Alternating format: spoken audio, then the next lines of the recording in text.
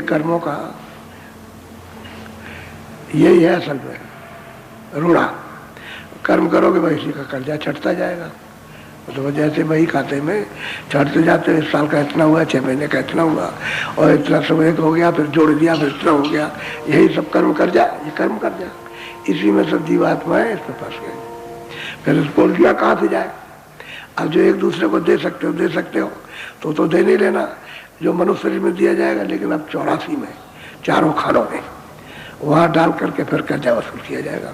जैसे इसमें से निकाला, घोड़े में बंद किया, तो अब एक में चल रहा है, सवारी में आ रहा काम, तो वो दे रहा कर्जा। अब घोड़े पर रखे पर तो सब बैठेंगे, उसमें हो जाता जाएगा। या पैसे की योनि में बंद कर दिया इसी जीवात्मा को उसमें, तो बस बोझा लाद रहा, मार पड़ रही उस पर, और मारा जा रहा, प्यासा और भूखा मार पड़ता, उसको गधे की योनि में बंद कर दिया। यही जीवात्मा उसमें बंद की जाएगी, दूसरा नहीं है कोई कि और किसी को कहीं से बंद किया। यही कर्म करेगा इसमें। अब गधा लादी ला देगा, कुम्हार की मिट्टी डालेगा, और फिर उसको पैर बांध करके छोड़ देगा, चलेगा दाना कुछ जन भर चले, अपना पेट भर ले, तो फैला दी। ऐसे ही 84 का 84 में। और जो ज्यादा कर्म खराब होते हैं उनको नरक में वहां लिया जाता है कि तुम याद है उसका ये कर जाए, ऐसे दे दो। तो अब जीव तो इसी का हो गया बेचारा। इसको क्या पता कि मैं कहाँ से आया हूँ और कैसे आया हूँ और कैसे वापस जाऊँगा, तो भूल गया करके। तो अब प्रेमियों की जब चढ़ाई करती हैं, जब ऊपर को चढ़ती हैं, और जब उनकी आंख और कान खुलते हैं, और जब उसको देखती हैं, उसको जैसे स्वर्ग वैकुंठ को ऊपर जब देखने लगती हैं, तो गुहार मारती हैं, चिल्लाती हैं, जोर से चिल्लाती हैं। वही वो तो बात ये है कि वो है ही ऐसी चीज, तो तड़प होती है कि मालिक अब हम पर दया करो, कृपा करो। और तो जरा सा प्रेमियों की गुहार, जो सच्चे प्रेमी होते हैं, जो उसको ईश्वर को भी पाते हैं, ईश्वर का भी दर्शन करते हैं, ब्रह्म का भी दर्शन करते हैं, बाहर ब्रह्म का भी करते हैं, वहाँ का और सत्पुरुष का भी दर्शन सतलोक में करते हैं, फिर गुहार मारते हैं, फिर चिल्लाते हैं उसके सामने खड़े होकर के। तो किस तरह से रोते हुए चिल्लाते हैं, ये किसी को मालूम क्या है? ये जितना भी महात्मा आए, महापुरुष आए, सन, ये सब रोए, बहुत रोए, बेहद रोए, सबको रोना पड़ता। क्योंकि मालिक के दीदार के लिए, दर्शन के लिए तो आत्म तरफ, ये कोई संसारी तरफ तो है नहीं। तो जरा ध्यान से सुनिए, बोलो।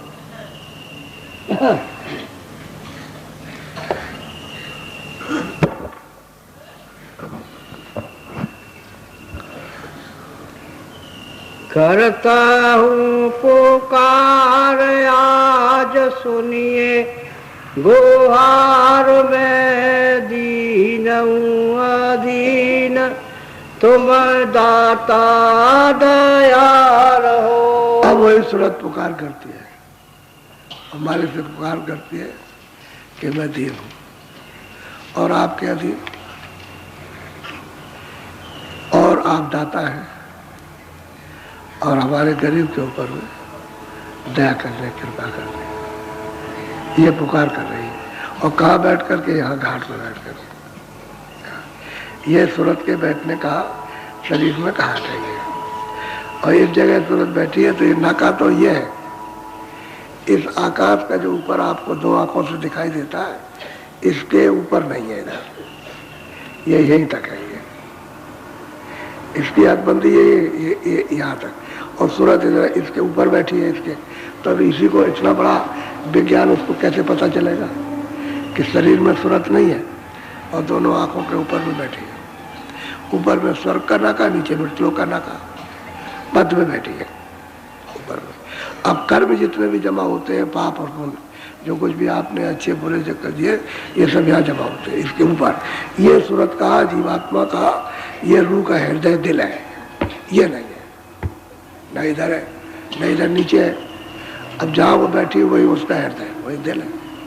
अब यहाँ बैठ करके और वो पुकार करती है कि मैं दीन हूँ और मैं आपके अधीन हूँ, मैं शरणागति हूँ, और आप सब प्रकार से दाता है, जो चाहेंगे आपके पास सब कुछ है और सब दे सकते हैं। तो हमारे ऊपर कृपा करिए, दया करिए, दया की भीख मांगती है कि हम भीख मांग रहे, दया की कृपा की। बोलो। अब करिए समार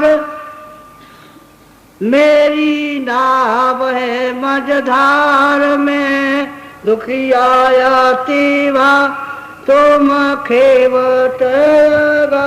अब वो प्रार्थना करती है कि मैं तो यहाँ फंसा हुआ हूँ, मैं यहाँ से कैसे जाऊंगा, मैं दुखी हूँ, चिल्ला रहा हूँ कि आपका दर्शन हो, आपके पास पहुंच जाए और आप के बैठे हमको नाव पे बैठा लीजिए और पार कर दीजिए। अब ये तो नाव लकड़ी की होती है, या जहाज लकड़ी का बना उस पर बैठ गए तो आप यहाँ की नदी को तो पार कर सकते हैं, समुद्र को, लेकिन जीवात्मा को कैसे पार करेंगे? उसके लिए तो ये नाव नहीं है लकड़ी वाली या कागज वाली नाव नहीं, उसके लिए तो नाम नौका वो अगर मतलब ये है हमको उस पर बैठा लीजिए और आप ले जाने वाले के बाटे जो आगे ले जाएंगे और हमको संभाल लीजिए, हमारी रक्षा कर लीजिए, क्योंकि मनुष्य शरीर फिर मिलेगा नहीं, अब की बार मिल गया फिर मिलने वाला नहीं है। इतनी गुहार इतनी पुकार करती है और दूसरी कोई पुकार उसके पास है नहीं, उसको अपनी चिंता अपनी फिक्र है, अपनी रोती है और कहती है अब दया करो, कृपा करो, हमको पार करो, नाव पे बैठा लो। बोलो। दूत यारो दोष मोई घेर लिया वार, दुख देते अपार भदी खावत जम द्वार तुम रक्षक होशियार। कहते हैं कि भाई दूतों ने काम है, क्रोध है, लोभ है, मोह है, ममता है, इन सब विकारों ने मुझको इधर पार नहीं जाने देते, अंधेरे में घेर लिया, उजाले में नहीं आने देते, उजाले। और आप सर्व समर्थ हो और मुझे बहुत भय दिखाते, क्योंकि तो कर्मों का क्षेत्र है, डर दिखाते कि चलो तुमको नरकों में ले चलेंगे, ले जाएंगे, क्योंकि जब सूरत की आँख खुलती है तो ये सब सामने आते हैं, आकर के भय दिखाते, डर दिखा, तो जो भी जाएगा सबको, क्योंकि उनका तो काम ही है, तो जिसका जो काम होता है वो तो अपना करेगा क्या, तो डर दिखाते भय दिखा के तो ले चलेंगे नरकों में पहुँचा के चलते। तो हम मतलब ये है कि इतने दिनों से यहाँ चिल्लाते रोते जलमते मरते, खानों में जाते हैं, नरकों में जाते हैं, और आप हैं सब कुछ, हमारी संभाल कर लो, संभाल कर लीजिए। चिल्लाते हैं कि मैं यहाँ घिरा हुआ हूँ, इन दूसरों से, दुष्टों से, इन विकारों से कैसे मैं निकलूं? तो आप समर्थ हैं, आप जरा सी दया कर देंगे, जरा किंचित मात्र भी, तो हो जाएगा काम। अब पुकार कर रही है, घाट पर बैठ के पुकार करती, लेकिन पुकार उसकी है जिसकी आँख खुल गई, जिसकी तीसरी आँख खुल गई, तीसरा कान खुल गया, वो पुकार करती है। क्यों करती है? कि दोबारा कहीं फिर आप उधर से यहाँ न भेज दें, दोबारा आ गए तो ये तो हम जन्मांतर कितने युगों से भोग रहे, ये इसलिए पुकार करती है कि बहुत खींचा खाची करते हैं दोस्त, काम क्रोध लोभ मोह का ये सब विकार अब ये घर में घुसे हुए करते नहीं है, और मैं दीन हूँ और आपके अधीन हूँ और आप समर्थ हो, केवट हो और आप सब कुछ कर सकते हो, और दया कर दीजिए। दया की भीख मांग रही, बोलो। लेना अब खबर मोर, मैं तो हूँ शरण तोर, काल किया बहुत जोर, धूम धाम करत सुर तुम सूरा न प्रधान।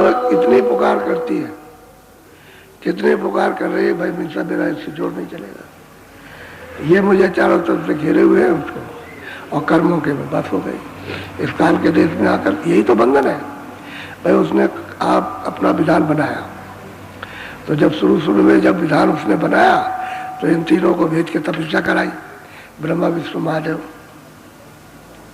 इनको भेजा या तपस्या कराई, और इन्होंने सबने समाधि लगाई।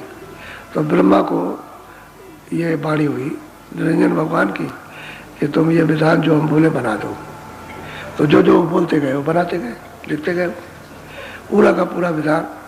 तो 80,000 कर्म कांड और 16,000 उपासना कांड और 4,000 ज्ञान कांड, ये पूरा का पूरा उसी में सब कुछ है। पाप है, पुण्य है, अच्छा है, बुरा है, न्याय है, अन्याय है, दुख है, सुख है, राजा है, रैयत है, समझ गए सब, कूड़ी कंगाल रूप क्रूप, ये सब कुछ मतलब ये चारों खाने और सब कुछ उसने विधान बनाया। और विधान बना करके और फिर उन्होंने आदेश दिया कि सबको सुना दो। पहले तो कोई विधान नहीं था, जब आए थे, जब सुनते शरीर में आई तो कोई